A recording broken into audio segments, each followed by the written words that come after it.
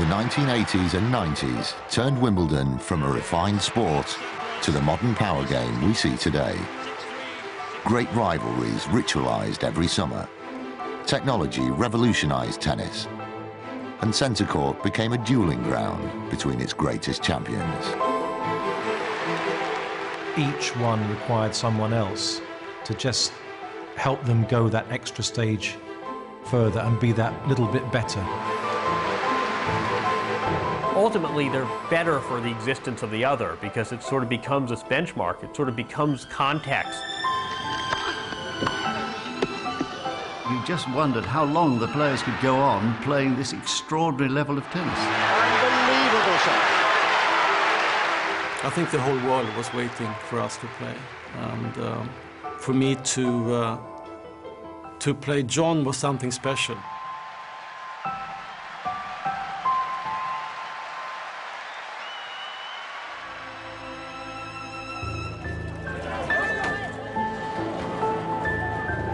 By the summer of 1980, something was needed to lift our spirits. Riots and demonstrations were a common sight around Britain as the country struggled with a new era of austerity under the Conservative government of Margaret Thatcher. The ladies not for turning. At Wimbledon, the weather seemed to reflect the mood. It was one of the wettest tournaments on record.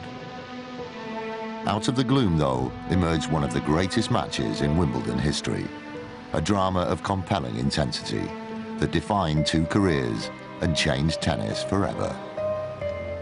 More than 30 years on, it's difficult to distinguish truth from myth. But when Bjorn Borg sank to his knees at 6-11 on the 5th of July 1980, tennis had become a modern sport, celebrity-driven, youthful, and glamorous. I think we did a lot for tennis in Germany.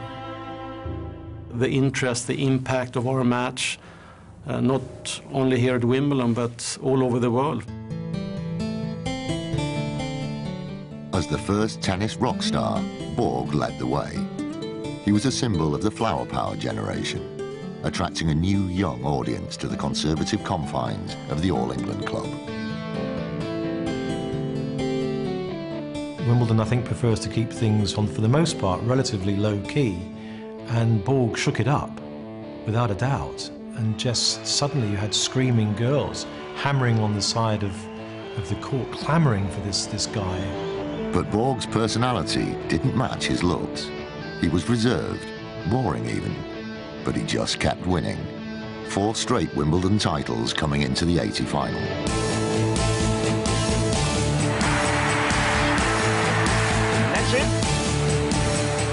Borg, my favorite tennis player of all time. You know, the cool Swede would sort of waddle in there with the big shoulders and the little waist, with the headband, say nothing, just go through the game, play it, and then beat everybody to a pulp.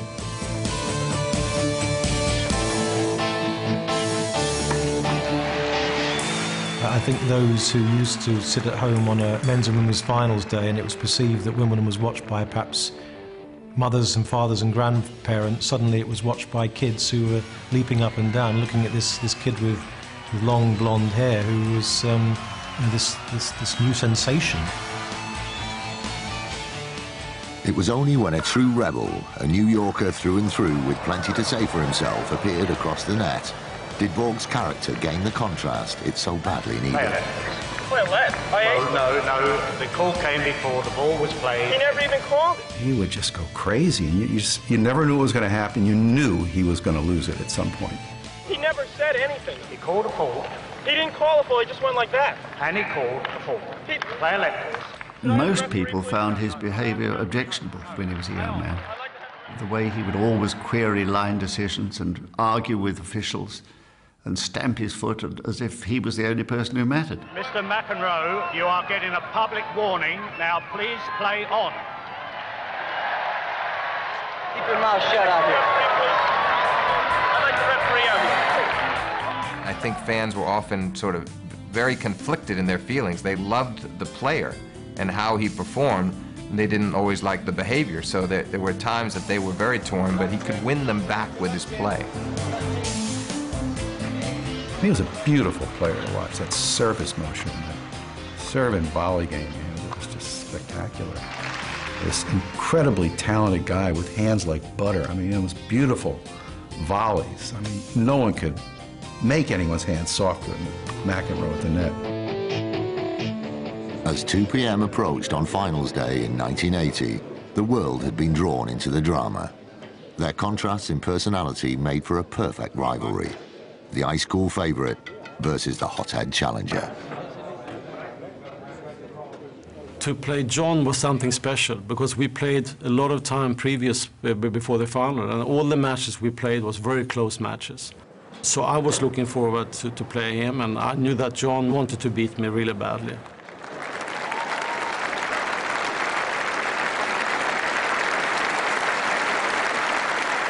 You know, I figured that my game was well suited to play his at Wimbledon, and so I was very excited about it. I felt like my time had come.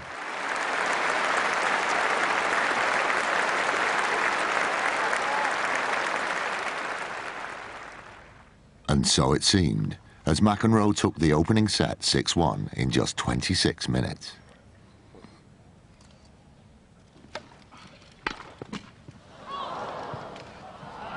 That's it. That's the first set. McEnroe.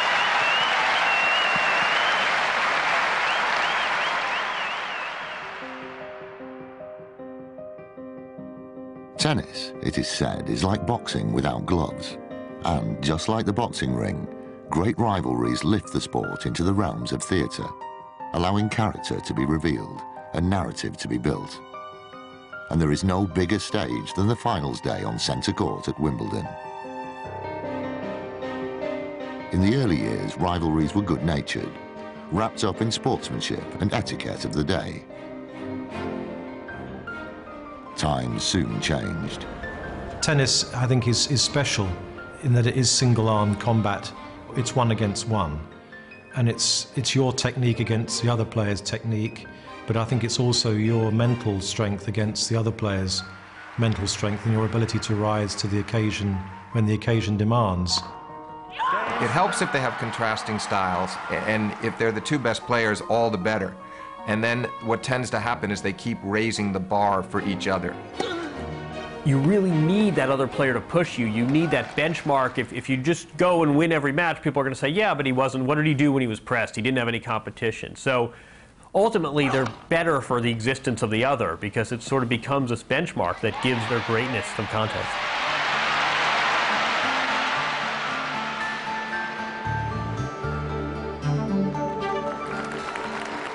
In the women's game, another rivalry was also flourishing.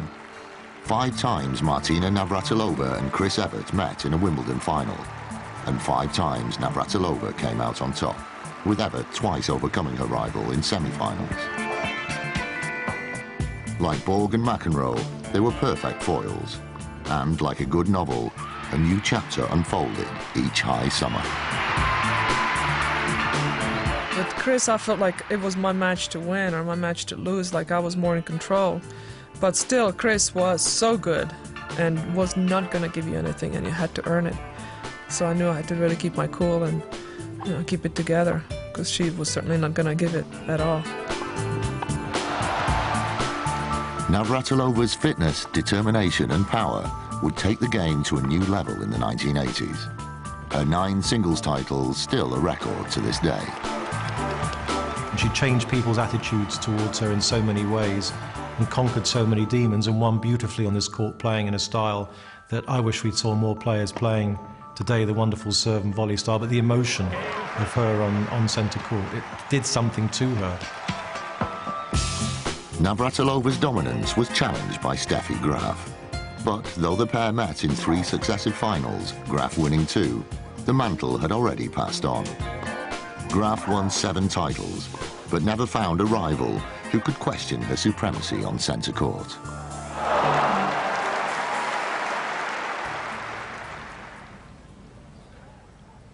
In the second set of the 1980 final, Borg began to play like the champion once more.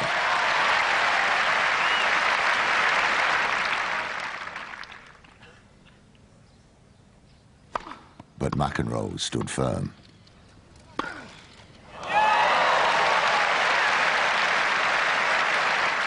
Borg was in trouble at 4-all. He saved some break points. You felt like he was teetering on the brink there a little bit. He did not want to spot McEnroe a 2-set lead, but he managed to squeak the set out 7-5 after he could well have lost it 6-4.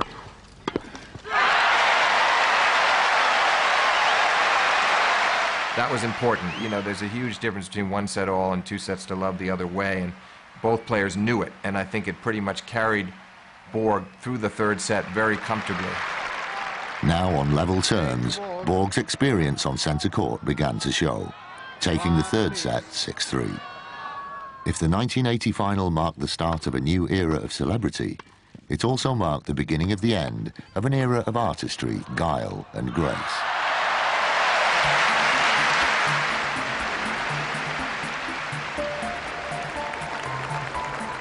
Just 5 years later, a teenager from West Germany took the game by storm. When unseeded Boris Becker won the first of his 3 Wimbledon singles titles, he was just 17 years old, the youngest ever. But the clue to the real impact Becker made on the game came in his nickname, Boom Boom. Game and first set. And you see him now and you say, that was Boom Boom? This guy's not so big. But at the time, he had this sort of hulking physique and the big serve and the acrobatic volleys. And in some ways, his game was tailored to Wimbledon. I think he filled young people with confidence that here was a kid, 17. I mean, you think of 17-year-olds nowadays. Could a 17-year-old now go out and win Wimbledon? I don't think so. Armed with one of a new generation of graphite rackets, Becker transformed the sport into the power game we see today. For him and tennis, there was no turning back.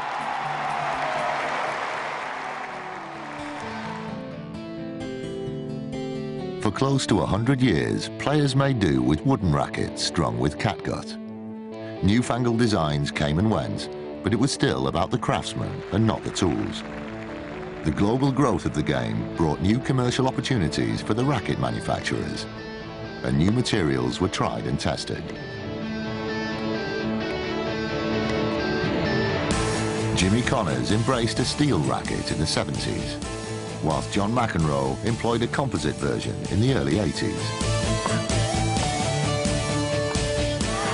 But the quantum leap came soon after with the introduction of oversized graphite rackets and man-made strings.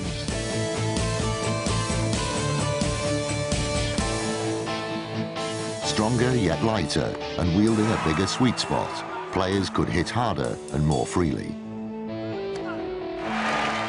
There were big implications for the whole game, not least for Wimbledon, where the fast grass surface already favoured the power players.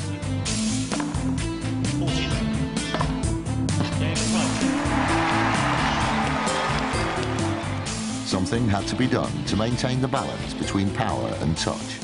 The speed of the balls was reduced, and many believe the courts were slowed too. I think you ask the players, and the players will tell you that the court is definitely slower than it was 10 years ago. I've heard players say they think it's slower than the French. We've never tried to slow the courts down, but what we have done is change the grasses over the years. And people have said that slowed the courts down. What's actually happened is it's made the bounce a little bit higher. So if the ball's coming through a few inches higher, then it gives the players more opportunity to return it.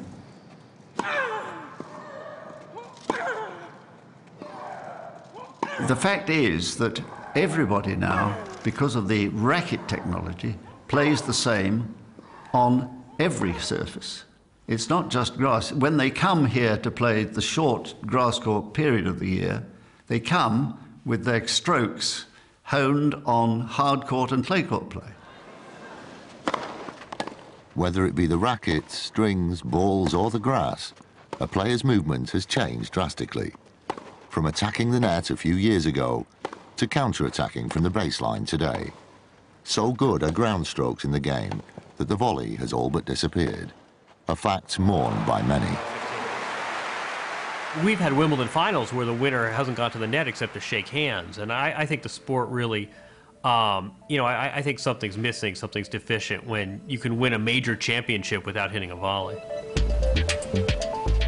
Equipment technology would significantly affect rivalries in the 1980s and 90s. Boris Becker and Stefan Edberg brought almost identical serve and volley games to centre court for 3 successive finals. Edberg edging out the trilogy 2-1. Pete Sampras and Andre Agassi developed a worldwide rivalry which never reached its fulfilment at Wimbledon. Before the balls and supposedly the grass were slowed down, with the balance still too much in favour of the serve volleyer, Sampras prospered, winning Wimbledon a record 7 times.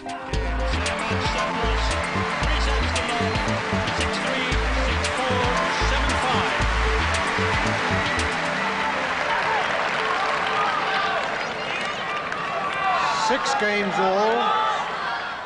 Quiet, please. The tie-break now comes into operation.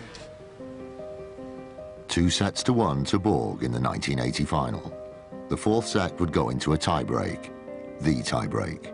The greatest of all time.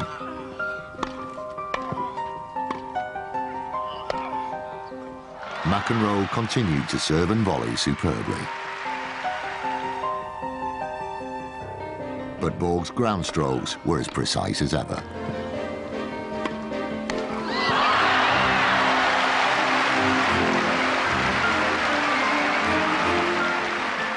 (6-5) to Borg, and match point to the Swede. However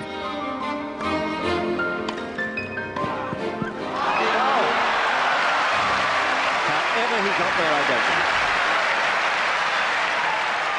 It was just the beginning of a tie-break that would continue to ebb and flow.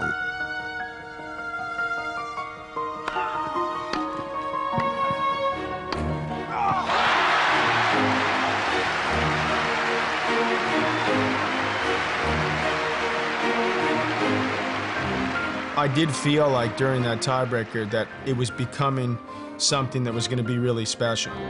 It seemed like there was a lot of points that ended with winners, and it just seemed like the crowd was really into it, and it just had this magical moment that you don't feel that often.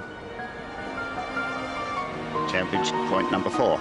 Borg, on match point during that tiebreaker, lunged and fell on a backhand volley, of which if he had made that volley, he would have won the match and literally been 10 feet in front of me.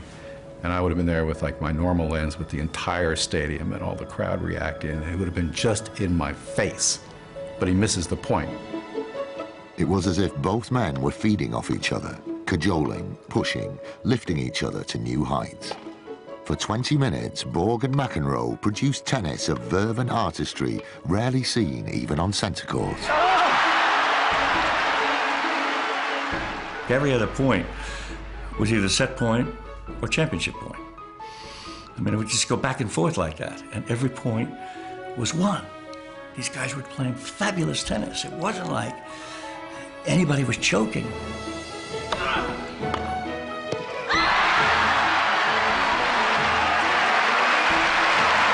If this were a heavyweight boxing contest, they'd stop the fight.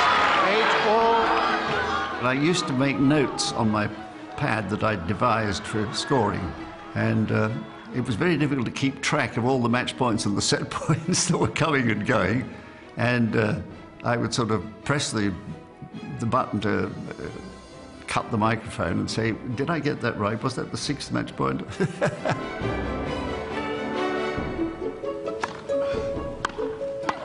Oh, a marvellous volley again. Oh my God, this is the greatest match that's ever been played, and you're watching it, and you're right here. You know, you're right here, and that tiebreak just goes on, and nobody loses any points. Every point is a winner. 15-all. McEnroe saved 5 match points to add to the 2 saved earlier in the set. Oh, unbelievable shot. While Borg saved 6 set points before McEnroe finally seized the moment. You just wondered how long the players could go on playing this extraordinary level of tennis. Until suddenly, Borg missed a volley on set point. Yes, 2-all. You'd have thought the roof of centre court was going to blow off because the cheers for making it 2 sets all were just extraordinary.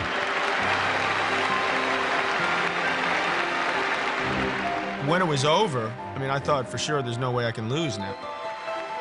You know, I thought the guy's got to let down. You know, I mean, this is it now. Well, now this final has become an absolute classic. Deep inside, I thought definitely I'm going to lose this match. I was so disappointed and mad myself that how could I lose this match? I was thinking that way, how can I lose this match, even if it was like one more set to play. Again, Miss Serena Williams. Wimbledon has known other rivalries since. In the women's game, the Williams sisters, Venus and Serena, are almost too close to share a court competitively. Roger Federer and Rafael Nadal have enjoyed 3 epic finals, the last of them at least as gripping as Borg and McEnroe, and possibly of greater quality from first to last. I think if you asked Roger Federer if he would be the player he is were it not for Nadal, and asked Nadal the same question, they would both say no. They've needed each other to raise their game to higher peaks, and I think the same would be true of Navratilova and Evert. The same would be true of Borg and McEnroe. Each one required someone else to just help them go that extra stage further and be that little bit better. Perhaps because of the passing of time, a longing for a bygone age, nothing seems to eclipse the 1980 final. After losing the 4th set in such a dramatic way, many thought Borg was gone. Starting the 5th set, I remember walking out to serve, and I knew that it was crucial to hold serve first game in the 5th set. But still I was thinking about the tiebreaker. But then it was more like, it came that I could relax in a way, because I didn't know what I was thinking about, I was just playing. And funny enough, that was probably the most relaxing set I played of all the 5 sets. Such was the fortitude of the man that Borg would lose just 2 points on his serve the rest of the match. 7 games to 6 up, a record 5th straight victory was almost his.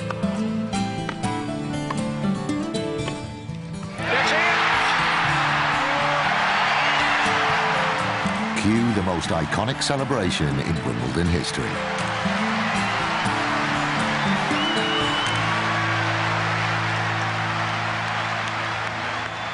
Even today, people around the world, they remember the match. Some people come up, you know, telling both me and John, you know, what a great tiebreaker. They have no idea who won the tiebreaker. They remember that we played a tiebreak.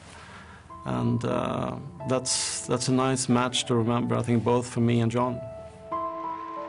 Of course, someone's got to lose, but in a sense, I could look at my kids in the eye and say that that made me a better player and a better person, and I was more respected as a tennis player because of that, the excitement that surrounded the tiebreaker, being part of one of the great matches in tennis history.